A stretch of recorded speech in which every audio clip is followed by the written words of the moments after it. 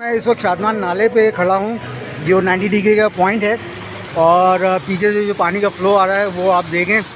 और नाला इस वक्त फुल ओवरलोड चल रहा है और ये जो टनल है, टनल से बाहर भी पानी जा रहा है। टनल छोटी है, पुरानी है, 50 साल पुरानी है और छोटी है। अच्छा, टनल से निकल के वापस उसी टनल पे जा रहा है जहाँ पे वो पाइप रखा है जहाँ हादसा हुआ था।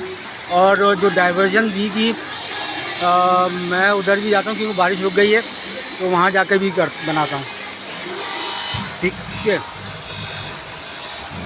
यानी कि अगर ये टनल को प्रॉपर बना दिया जाए और रोड क्रॉस कर दिया जाए, एटलीस्ट 10 बाई 10 की एक टनल बना दें तो ये फिर ओवरफ्लो नहीं होगा यहाँ से।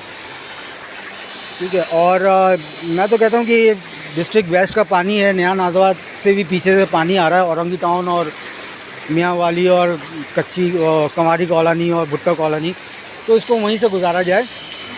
ये यहाँ से गुजरता क्यों, शादमान में एंटर ही क्यों होता है? और जो शादमान का पानी है वो सिर्फ वही उसके लिए जो है ये बनाया जाए। शुक्रिया, जज़ाकल्लाह।